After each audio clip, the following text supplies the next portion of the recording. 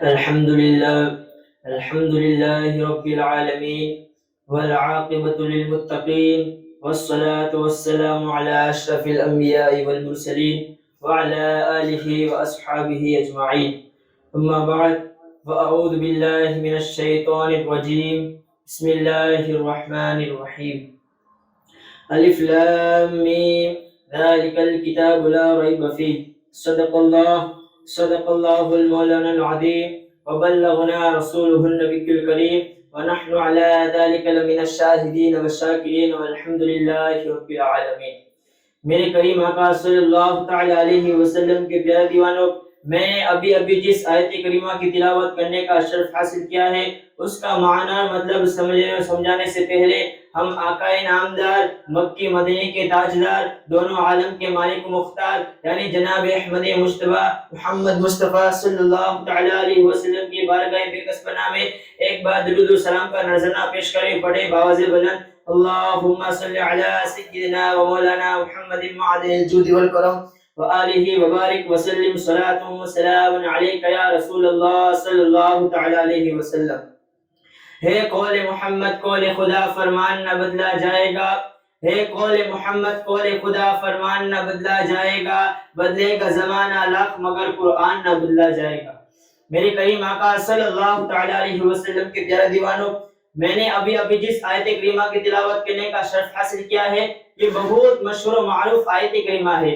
آپ جب قرآن شریف کی تلاوت شروع کریں گے تو سب سے پہلے سورہ فاتحہ کے بعد سب سے پہلے یہی آیت کریمہ نظر آئے گی: الف لام میم ذالک الکتاب لا ریب فیہ. اللہ تبارک و تعالی اپنے کلام مقدس میں ارشاد فرما رہا ہے، یہ وہ مقدس کتاب ہے جس میں کوئی شک و شبہ کی گنجائش نہیں. یہ قول ہے تو کس کا قول ہے؟ یہ قول کسی مخلوق کا قول نہیں، یہ قول کسی مدبر کا قول نہیں، یہ قول کسی مفکر کا قول نہیں، یہ قول کسی محدث کا قول نہیں، یہ قول کسی مصنف کا قول نہیں، بلکہ خالق مخلوق کا قول ہے، خالق مدبر کا قول ہے، خالق مفکر کا قول ہے، خالق محدث کا قول ہے، خالق مصنف کا قول ہے.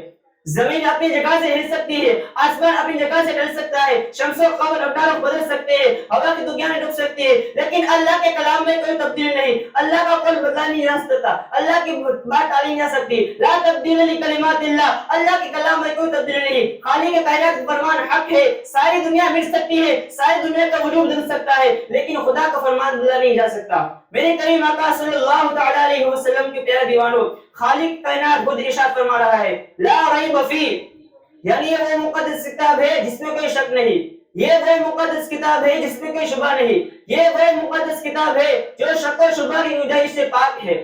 قرآن بار بار اعلان کر رہا ہے جس میں شک کرنے کا تصور بھی ذہن میں نہیں لایا جا سکتا. میرے کریم آقا صلی اللہ تعالی علیہ وسلم کے پیارے دیوانوں، بات اسی پر ختم نہیں ہوتی کہ اس میں کوئی شک نہیں، بات اسی پر ختم نہیں ہوتی کہ اس میں کوئی شبہ نہیں، بات اسی پر ختم نہیں ہوتی کہ اس میں کوئی شک و شبہ کی گنجائش نہیں، بلکہ قرآن دنیا والوں کو کھلا چیلنج دیتا ہے: وَإِن كُنتُمْ فِي رَيْبٍ مِّمَّا نَزَّلْنَا عَلَىٰ عَبْدِنَا فَأْتُوا بِسُورَةٍ مِّن مِّثْلِهِ وَادْعُوا شُهَدَاءَكُم مِّن دُونِ اللَّهِ إِن كُنتُمْ صَادِقِينَ. یعنی اگر تم شک کرتے ہو اس کلام کے بارے میں جو ہم نے اپنے پیارے حبیب صلی اللہ تعالی علیہ وسلم پر اتارا، تو اس کے مثل ایک صورت بنا کر پیش کرو اور اپنی مدد کے لیے اللہ تبارک و تعالیٰ کے علاوہ تمام دوست احباب کو بلا لو، تم سچے ہو. میرے کریم آقا صلی اللہ تعالی علیہ وسلم کے پیارے دیوانوں، قرآن کا چیلنج بھی موجود ہے، لیکن کوئی بھی آج تک قرآن کا چیلنج قبول نہیں کر سکا. شک کرنے والے کرتے رہے لیکن اپنے دعوے کے لیے کوئی دلیل نہیں لا سکے. میرے کریم آقا صلی اللہ تعالی علیہ وسلم کے پیارے دیوانوں، اللہ تبارک تعالیٰ کا فرمان عالی شان ہے: اگر تم شک کرتے ہو اس قرآن میں تو اس کی مثل ایک صورت بنا کر پیش کرو. پورا قرآن نہیں بلکہ صرف ایک صورت، پورا رکوع نہیں بلکہ صرف ایک صورت، پوری منزل نہیں بلکہ صرف ایک صورت، سورہ بقرہ نہیں، سورہ آل عمران نہیں، سورہ نساء نہیں، سورہ مائدہ نہیں، بلکہ کوئی چھوٹی سی صورت، سورہ کوثر کی طرح، سورہ اخلاص کی طرح کوئی چھوٹی سی صورت بنا کے لاؤ. اگر اکیلے نہ ہو سکے تو کسی مدبر مفکر کو بلاؤ، اگر اکیلے نہ ہو سکے تو کسی زبان داں کو بلاؤ، اگر اکیلے نہ ہو سکے تو کسی سائنس داں کو بلاؤ، اگر اکیلے نہ ہو سکے تو خدا کو چھوڑ کر سارے مخلوق کو مدد کے لیے بلا لو. مگر خدا کی قسم، تاریخ گواہ ہے، آج 1400 سال گزر جانے کے بعد بھی کوئی بھی قرآن کا مطالبہ پورا نہیں کر سکا. میرے کریم آقا صلی اللہ تعالی علیہ وسلم کے پیارے دیوانوں، اللہ تبارک و تعالی عالم الغیب ہے، وہ جانتا ہے کہ کوئی بھی قرآن کا مطالبہ پورا نہیں کر سکے گا. اس لیے چیلنج دینے کے بعد اس کا نتیجہ فرما دیا: فَإِن لَّمْ تَفْعَلُوا وَلَن تَفْعَلُوا. اگر تم بنا کر نہ آئے اور ہرگز نہیں لا سکتے، اس کا بیان، اس کا انجام کیا ہوگا وہ بھی بیان فرما رہا ہے۔ فاتقوا النار التي وقودها الناس والحجارہ، اس آگ سے ڈرو جس کا ایندھن لوگ اور پتھر ہے۔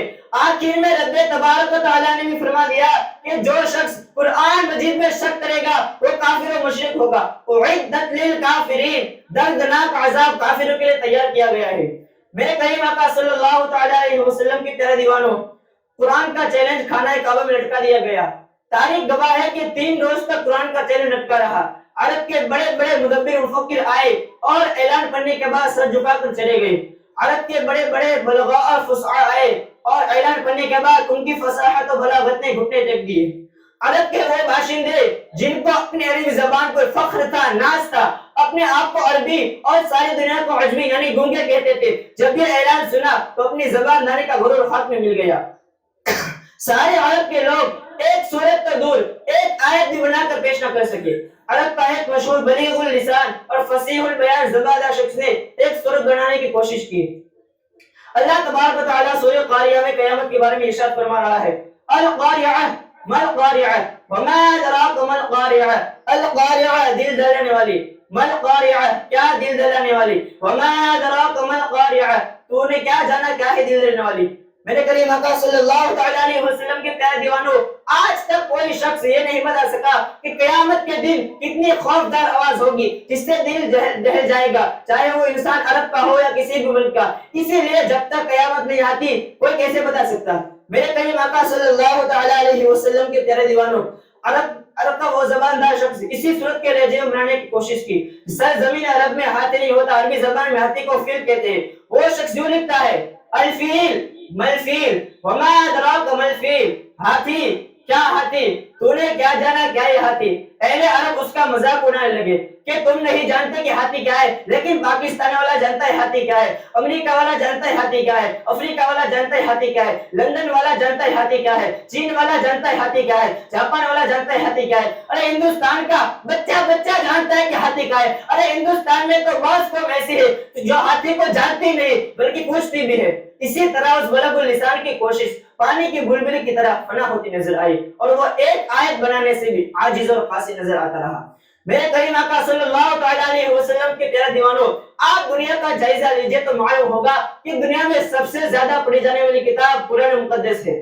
اسی لیے کہ نماز میں قرآن شریف پڑھا جاتا ہے اور نماز کے باہر بھی قرآن مجید پڑھا جاتا ہے۔ کسی خوشی کا موقع ہو تو بھی قرآن خوانی کراتے ہیں، کسی کے یہاں کوئی مصیبت ہو جائے تو بھی قرآن خوانی کراتے ہیں، کسی کے یہاں کوئی انتقال ہو جائے تو بھی قرآن خوانی کراتے ہیں۔ 24 گھنٹے نماز ہوتی رہتی ہے، اسی لیے کہ کئی سورج نکلتا ہے کئی سورج ڈوبتا ہے۔ کسی ملک میں نماز فجر کا ہوتا ہے تو کسی ملک میں نماز مغرب کا ہوتا ہے۔ اس سے معلوم ہوا کہ کوئی وقت ایسا نہیں گزرتا کہ جس میں قرآن کی تلاوت نہ ہوتی ہو، کوئی سیکنڈ کوئی منٹ کوئی گھنٹہ ایسے نہیں گزرتا کہ جس میں قرآن کی تلاوت نہ ہوتی ہو، کوئی لمحہ ایسا نہیں گزرتا کہ جس میں قرآن کی تلاوت نہ ہوتی ہو۔ اس سے پتہ چلا کہ دنیا میں سب سے زیادہ پڑھی جانے والی کتاب قرآن مقدس ہے۔ میرے کریم آقا صلی اللہ تعالیٰ علیہ وسلم کے پیارے دیوانوں، قرآن شریف ایک ایسی کتاب ہے جس کو جو دیکھتا ہے وہ بھی ثواب پاتا ہے، جس کو پڑھتا ہے وہ بھی ثواب پاتا ہے، جس کو سنتا ہے وہ بھی ثواب پاتا ہے، جو اس کی تعظیم کرتا ہے وہ بھی ثواب پاتا ہے، جو اس سے تعلق کرتا ہے وہ تو ثواب ہی ثواب پاتا ہے۔ میرے کریم آقا صلی اللہ تعالیٰ علیہ وسلم کے پیارے دیوانوں، حضور صلی اللہ تعالیٰ علیہ وسلم ارشاد فرماتے ہیں کہ الف لام میم ایک حرف نہیں بلکہ الف ایک حرف، لام ایک حرف اور میم ایک حرف ہے۔ تو گویا جس نے الف لام میم پڑھا اس کے نامہ اعمال میں 30 نعمتیں لکھی جاتی ہے۔ میرے کریم آقا صلی اللہ تعالیٰ علیہ وسلم کے پیارے دیوانوں، ایک شخص کا جنازہ لایا گیا تو حضور صلی اللہ تعالیٰ علیہ وسلم نے فرمایا کیا اس پر قرض ہے؟ تو لوگوں نے عرض کی یا حبیبی یا رسول اللہ اس پر 4 درہم قرض ہے۔ تو حضور صلی اللہ تعالیٰ علیہ وسلم نے فرمایا کہ تم لوگ ہی اس کی نماز جنازہ پڑھ لو، جس پر 4 درہم قرض ہو اور وہ ادا کیے بغیر مر جائے میں اس کی نماز جنازہ نہیں پڑھاؤں گا۔ اسی وقت حضرت جبریل علیہ السلام نازل ہوئے اور عرض کی یا حبیبی یا رسول اللہ، اللہ تبارک تعالیٰ آپ کو سلام کہتا ہے اور فرماتا ہے کہ جبریل کو میں انسانی شکل میں بھیجتا ہوں تاکہ وہ اس شخص کا قرض ادا کرے گا اور آپ اس کی نماز جنازہ پڑھائیے، کیونکہ وہ شخص اللہ تبارک تعالیٰ کی بارگاہ میں بخشا ہوا بندہ ہے، اس کی مغفرت ہو چکی ہے۔ اور اللہ تبارک تعالیٰ فرما رہا ہے کہ جو شخص اس کی نماز جنازہ میں شریک ہوگا اس کی بھی مغفرت ہو جائے گی۔ میرے کریم آقا صلی اللہ تعالیٰ علیہ وسلم کے پیارے دیوانوں، اللہ کے پیارے حبیب صلی اللہ تعالیٰ علیہ وسلم نے جبرائیل سے پوچھا کہ اے جبرائیل ذرا بتاؤ اس شخص کو یہ کرامت کیسے ملی, اس شخص کو یہ عظمت کیسے ملی, اس کا کون سا کام اللہ تبارک تعالیٰ کو پسند آیا. تو حضرت جبریل نے عرض کی یا حبیبی یا رسول اللہ, یہ شخص روزانہ سورہ اخلاص یعنی قل هو اللہ احد پڑھتا تھا, جس میں اللہ کی تعریف کا بیان ہے, جس میں اللہ کی صفات کا بیان ہے, جس میں اللہ کی حمد و ثنا کا بیان ہے.